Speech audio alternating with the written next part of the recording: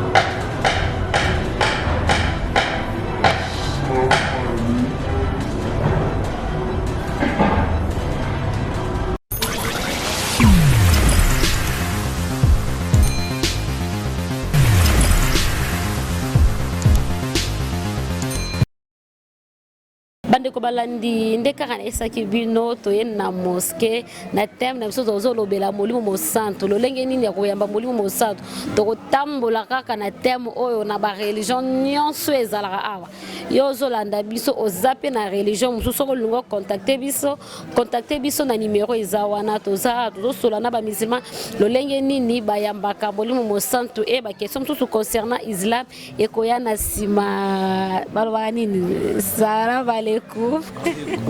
Naam, alhamdulillah. Wassalatu wassalamu ala rasulillah. Nasipi makasi na présence na bino mais avant ko so na bino sengeli bolanda principe biso ndenge ezalaka après bazali sikali kati na mosquée. Ezali kaskasi na mosquée il faut quoi sala mibeko ya nzambe po tozala place te ko bukila mibeko ya nzambe mibeko ya nzambe ezali sika te ko kata yango ke mibeko ya nzambe suki awande il faut ko za lenge biso tambola ka fa ya ko so na bino pe fa répondre bino na lokoli ba papa na la talisusu oui ezali obligatoire pamba ezali obligatoire et obligation yango ezali pa ya ka ba musulman te ba musulman ndi bali ko sela bino ndi batu musu bali boyina yango po te nzambe ko benga ndi bandimi concerné yango inchallah d'avoir il faut obligatoire na yo ya kolata yango ate za mabete biso pe apata pa la zolo ba mwasi azo sambela sa mutu polele azo déshonorer maître c'est le kola ezali coutive to kolanda yango problème ezate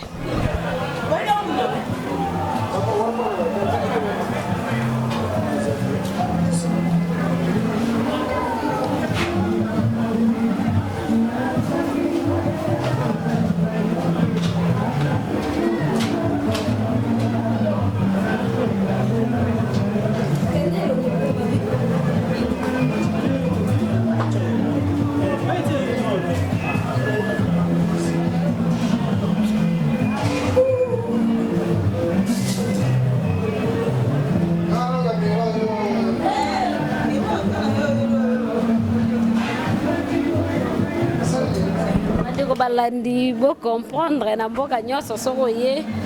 folanda ndenge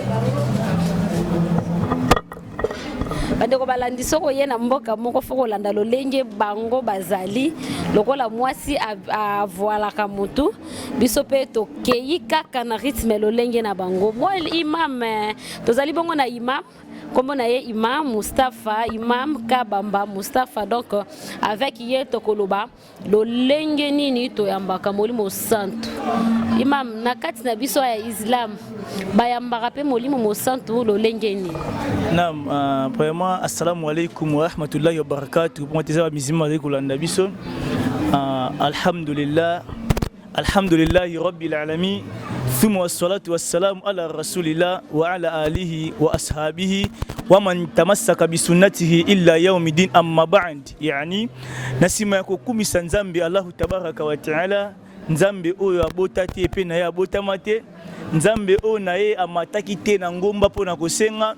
نزامبي أو ناي أكوفا كي تسمع 3 jours assez quoi dali nzambe oyo akelaki mapata sambo mpe mabele sambo nde tosengi losambo mpe kima na ekolo nzambe allahu tabaraka wa taala ezala epai ya prophète na biso muhammadun sallallahu alaihi wasalama oyo azali bongo prophète ya mokili mobimba losambo yango mpe na kimi yango ezala ti epai ya bato ya ndako na ye na basahaba na ye to badisiple na ye mpe na baye nyonso oyo bakolandaka matambe na ye kino mokolo ya suka nzambe ayokela biso mawa na concernant molimo mosantu nde l'islam babengi yango ruh bimana molimo mosantu saint esprit de molimo mosantu ezali maye oyo ordre mbe kuyutaka pa nzambe ala tabaraka wa taala de nzambe be kati na kurabi yasalunaka an ruh asi prophète alayhi salatu wassalam prophète Muhammad alayhi salatu wassalam bakotuna ka concernant saint esprit concernant molimo mosantu abi kul loba ordre on ezali maye oyo utaka pa ya kolo nzambe Allahu tabaraka wa taala de molimo mosantu pe molimo mosantu yango ezali nde ange Gabriel malaika tu Jibril fi lugantil arabia langue arabe de molimo mosantu ali ange Gabriel nde lolengi wana nzambe ala bakila mapata pe mabele akila bilo no selika kati na mokili akopesa biso ndagisa na suratil na kati na Quran abi verset ali molai inna anzalnahu fi laylatil qadr chapitre le destin na dernier verset nzambe lobi abi na suka abi tanazzalu limalaikatu wa ruhu fiha abi tangu nzambe akichaka ba ange wa ruhu fiha elongo na ruh bimana ange Gabriel malaika Jibril l'essence ya saint esprit ezali mutu kwa ngai te mutu kwa ngai molimo okoki jamais kokita molimo sote kitela wallahi sauf nde ene kokite pa ya ba prophète ya nzambe nde nzambe ala le kotinda ba me ange Gabriel ruhu ya la ruh ya li maître ya ba ange de ange Gabriel nde ya ndeko kokita wana nde nzambe le kokichaka na butu obe to misima sai na carême na 10 derniers jours wana pas musulman bakami na mosquée dernier jour na balaka na mosquée ça na ensemble comme ba veiller des bon ba chrétien ba lobaka mais sans wana nde nzamba tindaka ange Gabriel ataka ba ange bakitaka wa ruhu bimana ange bakitaka bango moko bakitaka longo na ruhu na ange Gabriel dali saint esprit amma eloko mona mutu nga molimo santo kiteli ngai wallahi molimo wana ekitela susu mutu kwa ngai te et qui tenait qui pas ba prophète pour ko pesa ka message pas ba prophète molimo santo qui tie pas inae mona moto nga na saint esprit molimo santo qui teli ngai ani ko sa so nde nangwana aussi molimo ndia sangilité de molimo qui tarate et maye o qui tele pas ya prophète ndia pe ange Gabriel nzamba tinaka pas ya message pour ko pesa ngo message nde molimo santo qui tele pas ina bango bande ko balandi oyo mutu moko akolanda biso depuis quelque part je sais que il est vraiment satisfait Ibrahim Kalemba papa tozo konda taka nde to mibombi tozo konda donc moyete olobi molimo mosantu ezalaki kaka kokita et pas ba prophète kande bazaki na saint esprit ndeti ngano to vandi bwe to se concentrer molimo mosantu royate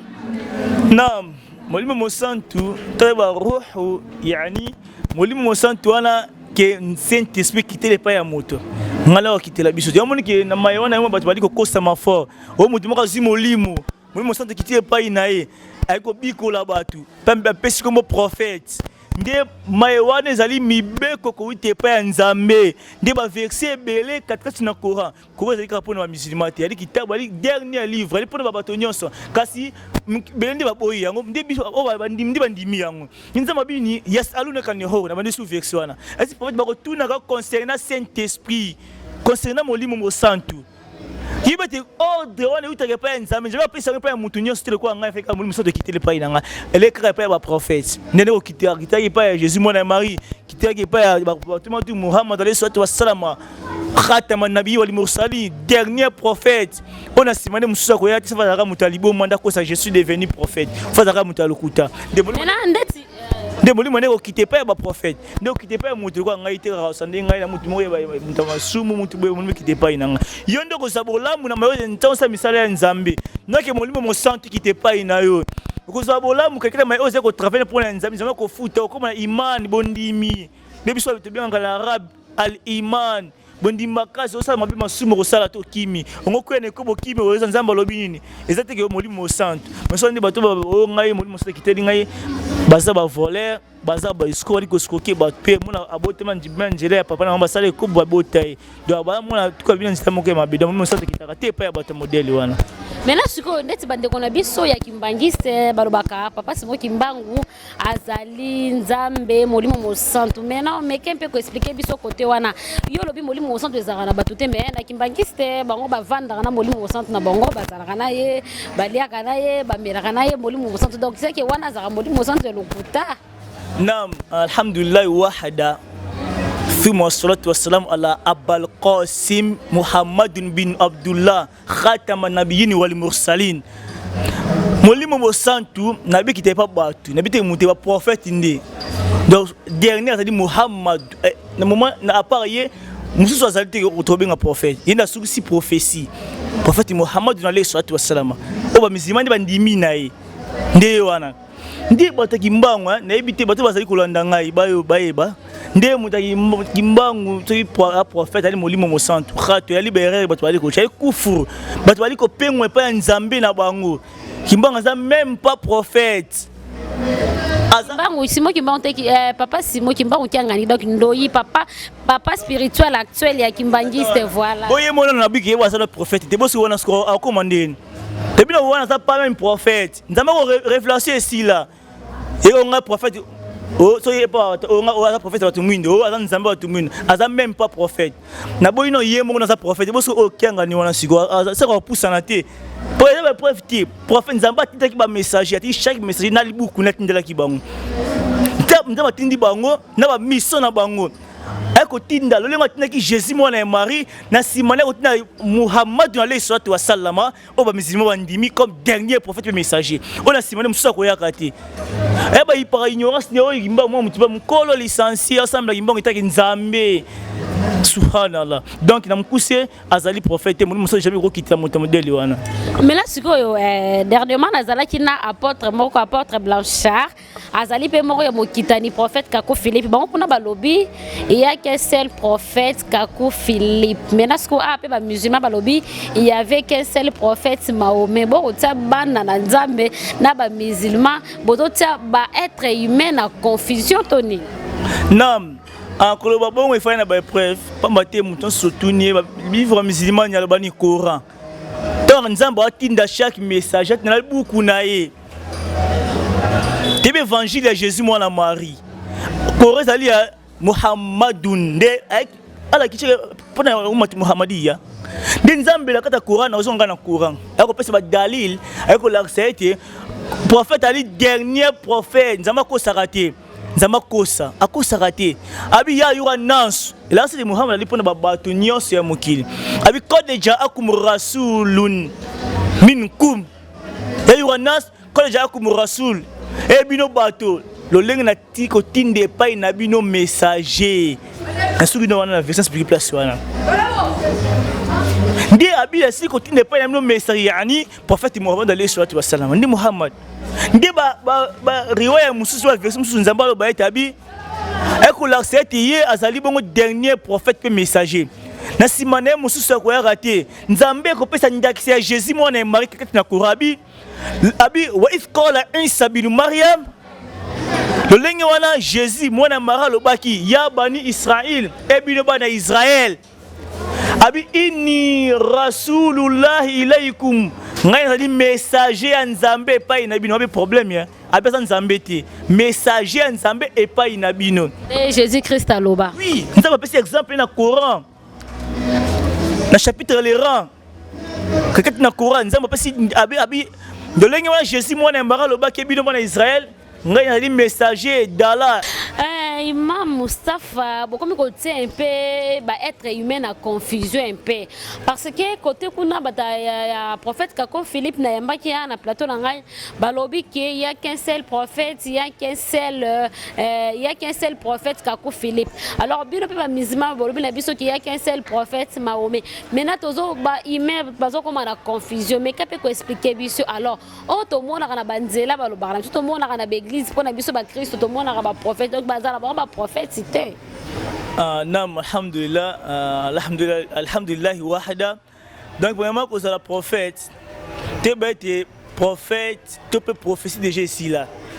des prophètes Muhammad alayhi salatu wasallam yenda silisa qui prophétie ko ba kezo kako nani kako Philippe wala Allahu musta'an Allah tabaraka wa ta'ala tindaki tous les prophètes na livre naé tali évangile de Jésus mon Marie ndemo al-Qur'an ya prophète Muhammad alayhi salatu wasallam nde Coran nde prophète Yasuka ndali prophète Muhammad alayhi salatu wasallam na sibone prophète Musa wa Yesu fa mutalokuta parli dernier prophète pe dernier messager nde messager libosali Noé alayhi salam nde Yasuka abal qasim khatamun anbiya wal mursalin nzamba confirmer ngabe ki ali suke ba tuma pie ba messager Muhammad nzambe ala ndalo bina Coran biso te nzambe akela ngai na yo na soki kaku Philippe wana zolanda biso nzamba lobi ya ayuranas anzamba bengi bato nyos ya mokili alobi te ke bino ba musulman bino ba ndima bi ondima te mutu nyos mo stambal abi ko deja akum rasul ko deja akum asili koya epai na mino message nan Muhammadin sallallahu alaihi wasallam oba musulman lo bandimi ba misu ba boyi na bangwana pe moko prophète Muhammad alayhi wasallam ali ko confirmer hadith alobiete ye azali suka ba prophète ndendia musalbete ye nzambe atindaki pona mokili mobimba nde wana pe Jésus mwana Marie ali ko pesa ndaki ala pesa ndaki c'est Jésus mwana Marie na Coran na chapitre les rangs abi wa if qala Isa bin Maryam ya bani Israila inni rasulullah ilaykum nzamba lobi lolengi wana Jésus mwana Marie alobaki bino bana Israël wa Jésus nde ndakisa na katika Coran abi bino bana Israël inni rasulullah ilaykum ngai nali messager ya nzambe epai na bino naza nzambe te nali mwana nzambe te so te Jésus mwana nzambe c'est mama Maria mwasa nzambe fabima nzela ya mama Maria c'est ça mama Maria mwasi nde ya nzambe habite nali mwana nzambe na ape nzambe te nali messager ya nzambe epai na bino musadiko limabai na da yamina Taurat bondi mama ona komisele bino ko uta na évangile pene ko informer bino eti na simana ngai messager moko ko yakomi ozala Muhammad sallallahu alaihi wasallam Ahmad nde Muhammad ndala baki na simana ngai nde ekoyaka messager Muhammad bondi mama yakoyela kabino bondi mayango nde verset ali molai nde lorsque na simana ngai ne mtakoya soki soit disant prophète abatu mwinde akoma pe pona batu mwinde prophète moko boy wallahi azati alokuta maintenant sikoyo bandeko la biso balobi ya ke seul prophète moto yo nyonso andimeli prophète kako Philippe te arokendeli felo atanga lobi ba musulmans ce sont des fils du diable maintenant to mekape ko manyola yango to zali bana ya diable ndenge ba balobaki do c'est dire que biso nabino to kendeli felo poto ndimeli prophète kako Philippe te parce que azali premièrement azali maya o esengeli te ko ba te ko ndima soki soit disant kako nani comment on mabe kako Philippe so kako Philippe Allahu musta'an alors premièrement mutu al babongo azana fo za libongo mutu sala raté ana mutu sala bien te pamba te comme benga mutu prophète azali même pas na livre et na ngote le Jésus prophète oui l'évangile to yebi ba ya na livre na bango ezaka ku ba benga opeka ka ku ba ya na évangile na ba na livre na bango kaku donc na comprendre ngapi na osa livre na ngai mais ba ete ezali vérité okende même na ba dans la verset la Bible tout nzamba qui ici elle passe monter Kako Philippe ali messager to pa yeba ngana ki kwa lelo ndi ali ba sentiment ba to ko que nzela ma moto ali felo kaka moto aboyi ba messager nzamba china mukini moto akota ali felo to ya aboyi Jésus abenye nzambe akota ali felo abenye Jésus nzambe akoti moto ali felo ko benga Jésus mwana nzambe e moyo ko moto na moto ali felo po nzambe oki jamais ko sala kizengi wo traiter nzambe kizengi po Jésus alaki maele te ba tunie concernant mokolo suka bibe na yebi yango te to milengele est-ce que nzambe ayeba mokolo suka te donc njela ba mutu na moto ali felo to moto ndi a désobéir na ba maloba ya nzambe aboyi Jésus mwana Marie kazali prophète aboyi suka ba messager Muhammad alayhi salatu wassalam ou barso Mahomet ou barso Mahomet sur le français toi muta désobéir na inda côté moto ali felo na côté yango sikoyo ndenge olobi ke bato nyonso babengaka Jésus bakokende li bakokota li felo c'est que tant ozolo bongo ozokende tout droit na ba Kristo ba chrétien donc bato nyonso baza ba chrétien parce que ndenge Bible elobaka crois au Seigneur Jésus-Christ tu seras sauvé toi et ta famille donc wana verset wana eza le contraire on dimeli Jésus okokota faire non la Bible c'est vrai évangile moment où ils allaient sous évangile à solo pour ceux qui n'ont évangile moi c'est là qui Matthieu c'est là Antoine c'est là que nan nakata évangile de tout monde Zara Matthieu Marc Luc Jean mais ça quand la kakata Bible wana ba ikhtilafat ils allaient ba confusion na verset ce monde est lobby Jésus obeng Jésus mwana nzambe monsieur que Jésus ali nzambe ba ikhtilafat na kakata Bible amoni biso musulman les permettre ko tanga avec Coran non Bible comme ça du verset la Bible il a déjà hésité na bité ko ndimeli Jésus akota le fait na Bible ngote un sobo ki bien te ko ndimela Jésus ta que messager avec les prophètes on a dit jais voilà bien non que ko sala kufu ko benga nzambe to mwana nzambe wande si ko bibo sa kota paradiso si ko kota paradis tant mutan ndimela Jésus azaki mutai Jésus te Jésus abeni na simana ngai boni mana Muhammad sallallahu alaihi wasallam yo boy ko za soumis moyo nga za chrétien mo za mutu ke na koluka ba kisi pour église ne tondi sabatu OK ko bela kombo soki ya ngamo ko bena nzemu na église na to na nzemu ko isara ba donc on dimina Jésus te et ba yani nzela ça le mamutu na moto alu fel nde ko ndime ki weta ide biso musulman to na pilier ya bondimi zali ko si pilier ya bondimi parmi on ko ndime ba messager zali musulman ka boyi na Jésus ali mondimité aza mondimité na ko musulman te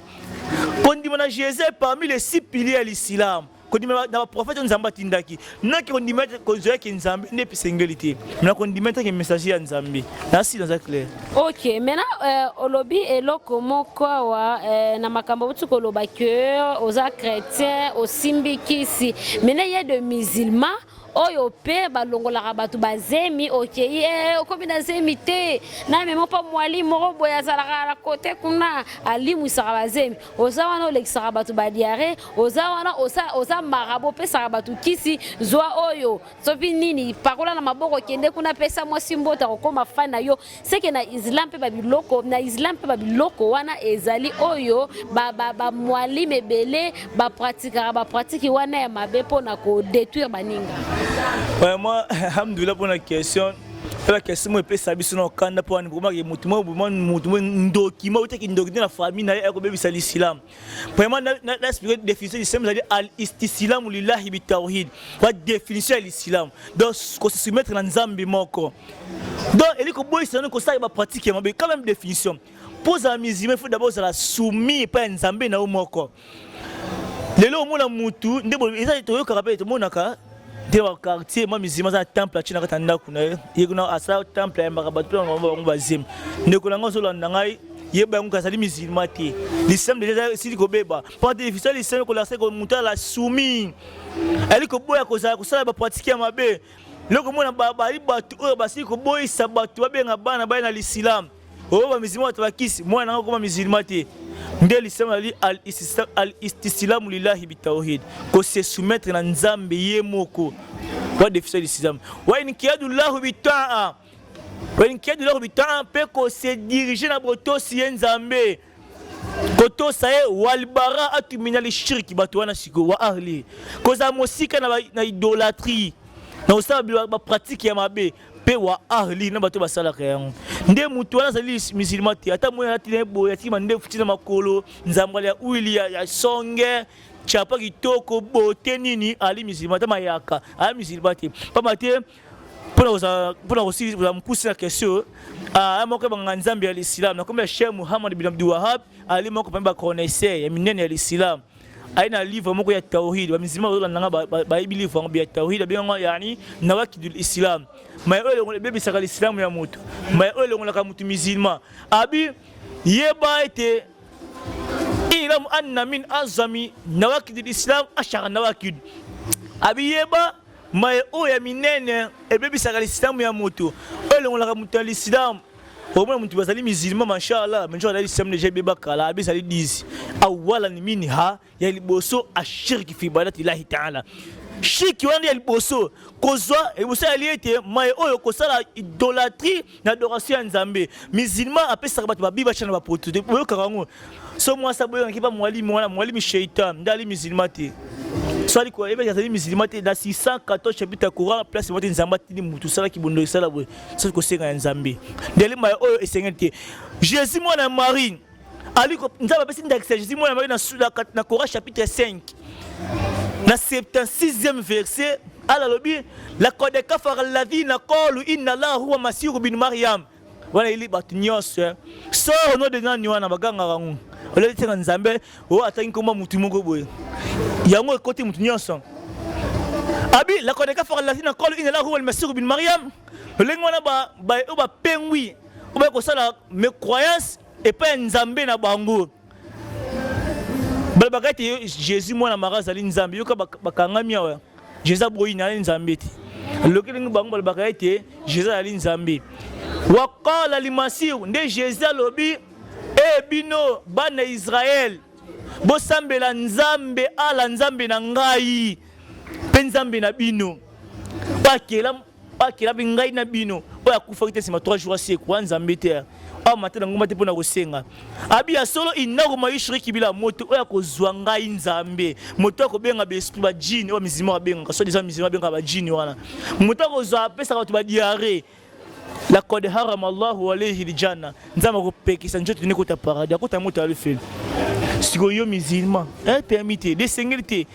nde tongo zimoto wala moto ali ko sala partie sete na kutenda ba mizima sali mizima te Islam zali cause et soumission à un seul Dieu. Defisa mkusengo. Lolenge ba Kristo balobaka nzambe alingi komona ba nzambe mususu te donc c'est un Dieu jaloux. Ali komona ba nzambe mususu te mais là c'est pour tozongi so sima po batebele bazozela butuno yo. Ndengo lobike no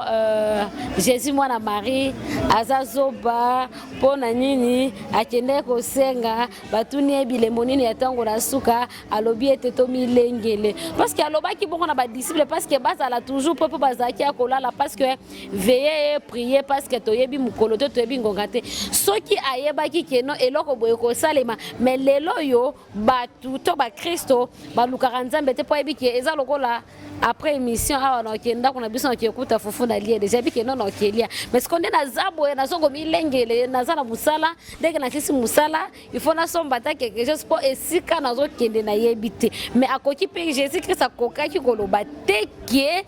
na yebi ekoleka buite so alobaki bongo elingaki ba Kristo balingaki baza na problème elingeza kaki non na yebi eloko na okekuta kuna moi temps ozo poser une question na ochada sibwe pour non est-ce que non zila prendre question donc comment on a été vraiment pourquoi non yo mon pèse no réponse non père mais yeso azazo batin ti na biso côté na bi est-ce que vous comprenez bien tu as vu que nzambe ko jamais ko bossa na eloko te abosa na kipete parce que au moins batuna ki yeke non batuna ki non wana azaki ko bana ba disciple na bité so ki boza permis so botanga bible alobi na ba disciple bo eza na Matthieu évangile selon Matthieu tous allons na personne me répondre nzambe aoki jamais que ko annoncer ba que tebi ngonga te to milengi pa babongo bongisa non nko suka za boyibi na sepa nzambe nzambe ti prophète Muhammad sallallahu alaihi wasallam abi yesalu nak anisa abi ba kotuna kayo conseiller na mukolo suka yoka wanzambe asi po tambiso abi ba kotuna kayo conseiller na mukolo suka loba ete boyebi yango ezali pa nzambe mais ekomi pembeni mukolo suka pembeni sa abi inna sa antan kana qariba kasi mukolo suka komongo pembeni nzambe ndekulanga licencié bazali classe docteur bazali les membres religieux tala nango classe des ali kambo grâce yo kan te grâce bien si mais ko ba ete nzambe akeli mokula suka ye moko akeli nyo aye bangonga nango te acha ba milengile ndeni mais bozala malé mina zela moi ko la sete moi ko la sete yesa la sete yesa nzambe te ese boye bien moko so pas nzambe moko mutamai tonga tanga version person que te bingo te milengile aba te yesa nzambe te c'est boye bien on sait pas ye moko nzambe akela Jésus même moto moko tayiba ki moko la suka même prophète Mohammed alayhi salatu wa sallam suka ba prophète yiku veni nzambe lingileta grâce à ça yaye batam ko sabayeba ki ngote batem ko batuna bi moko so na yebi ngote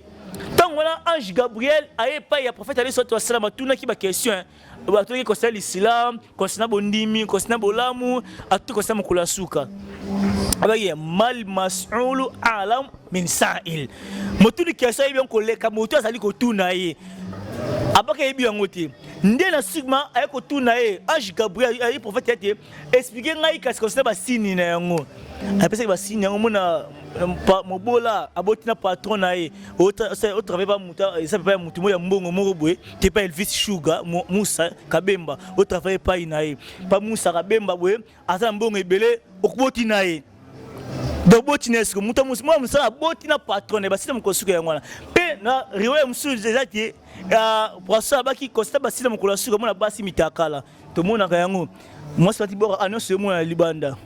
moi minkie bakuma ba impolo ba pecho ba mama na yo afingi mona mkie pe mona kubota muninga ni mwana 18 bien zemi mwana 15 ans mwana 12 ans na zemi e pe basila mokolo suka pe abani ni obona bangonga bana okendaka mbangu to mona kango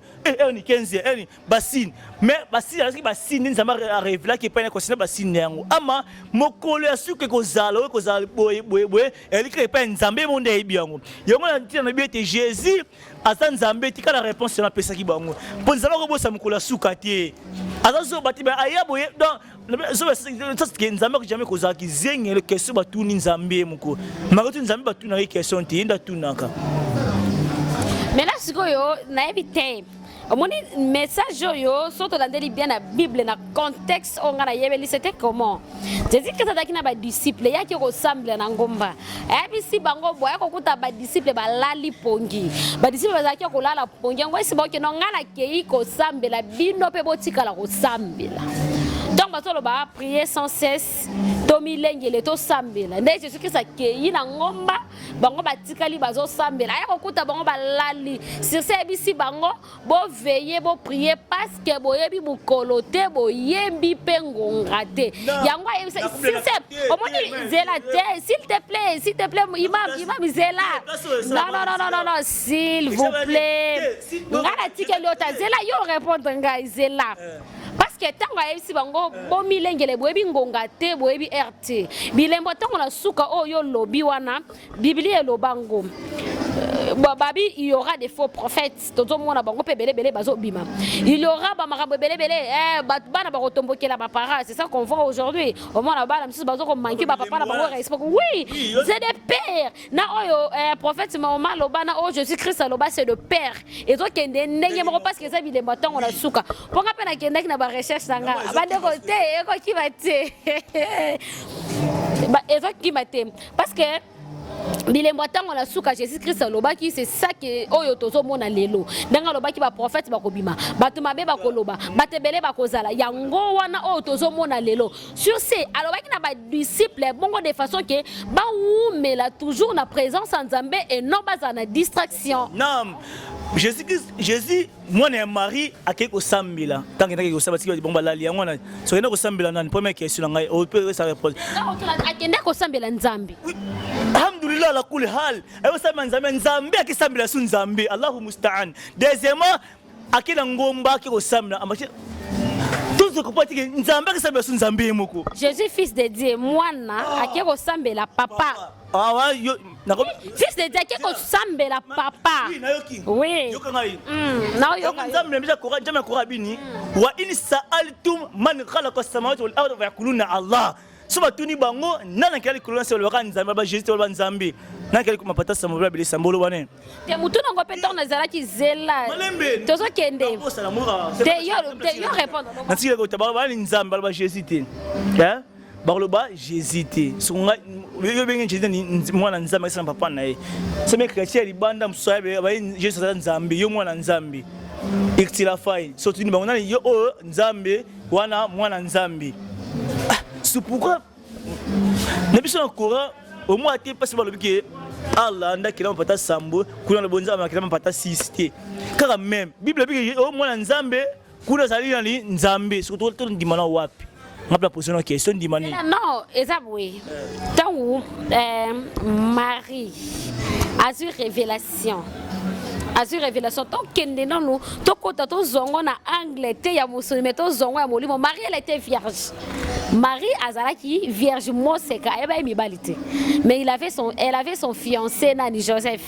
Marie a eu révélation elle sait que non robota mwana oya kozala messie kozala sauveur c'est biblique c'est une révélation et pe salami ndengwana pe Jésus Christ aye kobotama oyo biblia ezolo la biso wana messie aye pona nini kosa nini sauver monde. Maintenant pourquoi tant que ba chrétien mingi batizaka au nom du Père, du Fils et du Saint-Esprit. Na kombo ya tata ya mwana pe ya molimo mosantu. Donc Jésus Christ aza mwana nzambe. Donc wana kutu ko boya te Jésus Christ aza mwana nzambe. Maintenant ce qu'on soko boye que Jésus Christ aza mwana nzambe te. Alors nous sommes biso alors biso to abanani. Biso to abana mwana papa na biso kabamba, maman na biso Gabi. Itabota mais ekela mpo nzamba kelinga ile na keli papa na maman na ngai. Amma Inch'Allah, dans ce pays-là, moi, la Bible, notre Père, au nom du Père, du Fils et du Saint-Esprit,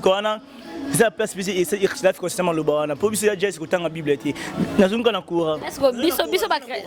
Nzambe na courant, Nzambe ni na courant, courant Matthieu Pierre Antoine Nazarate. Nzambe na courant abini. La Kodeka fera la biso na Bible ezaba évangile parce que les apôtres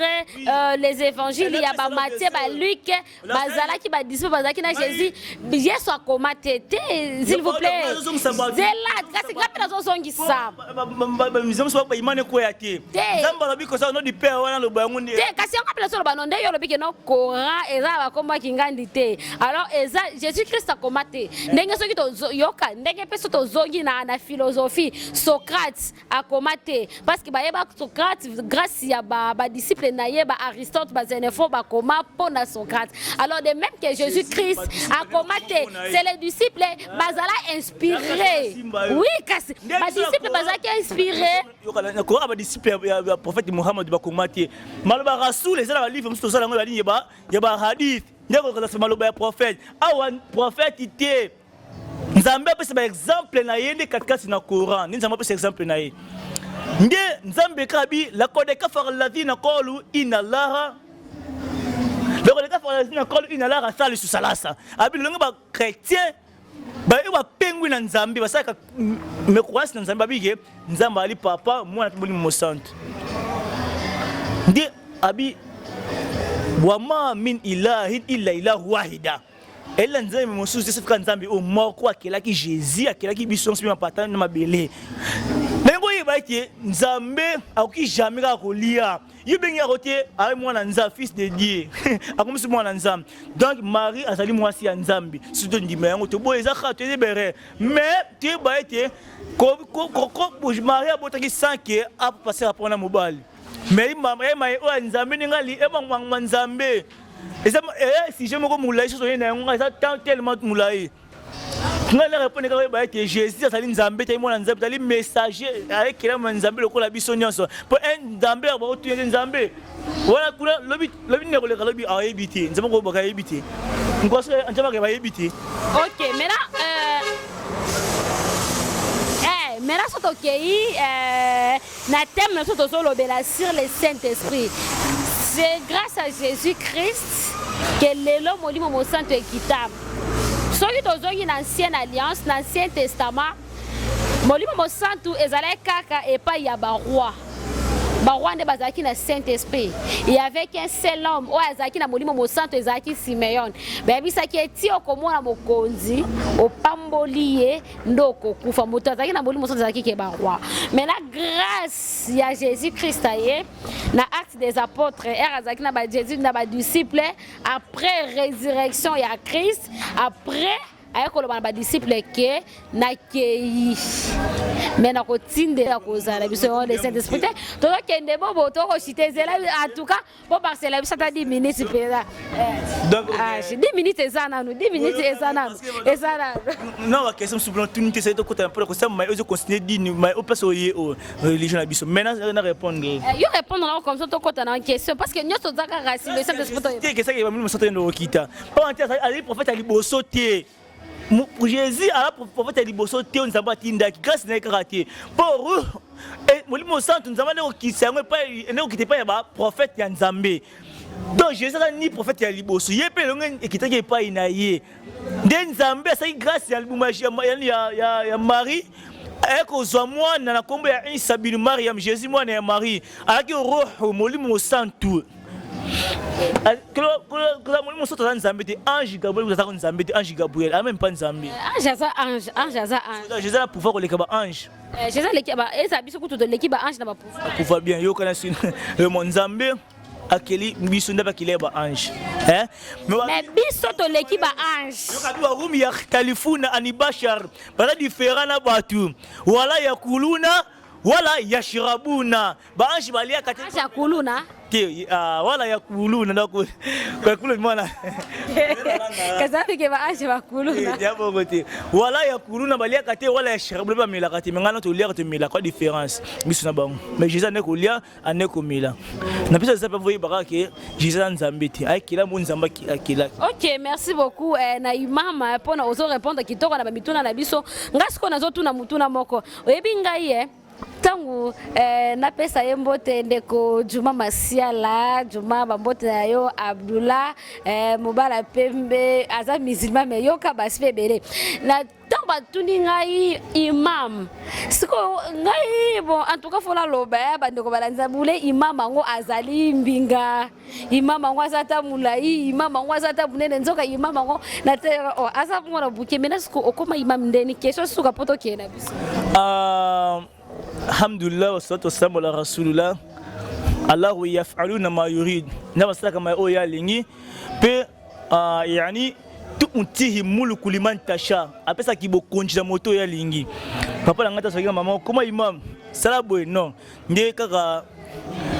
tona côté l'islam ndane se fo ya kutanga bise mezabi ta'lim lingoma ya kutanga ndi l'islam pa de prophète Muhammad alayhi salatu wasallam zi révélation na kutanga nde kutanga po ba mai oyo zai kusala pe nzambe abina hadith kudisi amizima bila hadith kudisi ndezali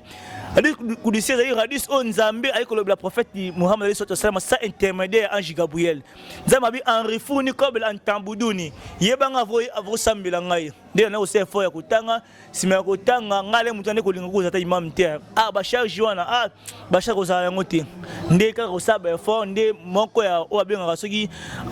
ya landi ya ba comment ya ba professeur na biso Jibril Bizansa Nzambe ayo kelema nde andi kotangisa ngai ayo kopesa ngai espace to be place ya kosaba rappel ko le kaliboso après la simba sambe ya 18 ba 17 et ba 19 ko saba rappel ko cha esprit après sanga eleki nango bi obanga la skoni tinzambe osela ngai fa avec grâce ko bana ko diriger ba mosquée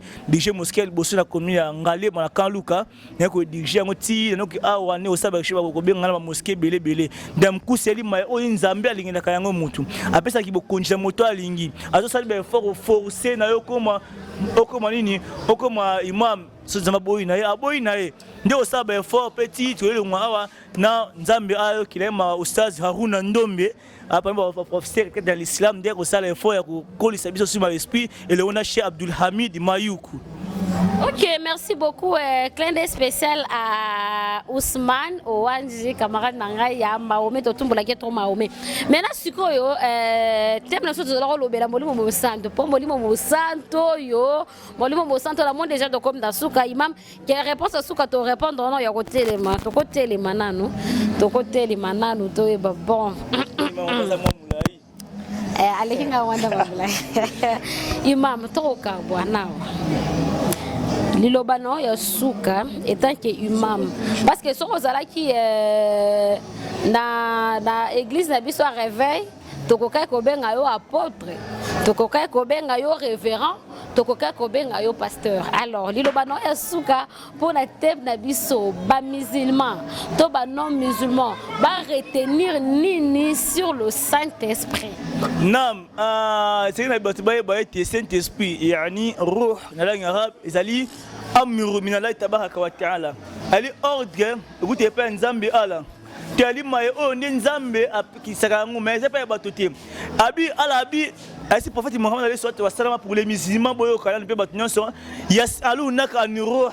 bakotuna ko concernant mokola suka abi lobete ezali ordre écoutez pas nzambe molimo Saint-Esprit et maye ko kite pas prophète on Nzambe ko kitanga ke pa ba prophète ndeko tinda ange Gabriel abengi ru yene molimo mosantu ya kitarate sauf ka repesa message pa ba prophète ndabe ko ya molimo mosantu ange Gabriel ko eba telite moto iko za molimo mosantu te o ya tout abeta makolobo si molimo mosantu o ngala si pour ali ezali okuta ali ba jin be esprit ma ben nda benga kinde esa ga sala kabongo là ezali molimo mosantu te nde le bengo ba pona réponse question posée ngandi yangwana mande ko balandi jusqu'à présent ngamokwa wa non na komi nanga konfekita mamba molimo mosantu en tout cas naza na confusion te naza penité mais naza ka ave na luka na yokite non pe na komi nanga convaincité pour na lelo émission ya biso esukiawa tokutela numéro esika na mutu ya religion mususu au revoir.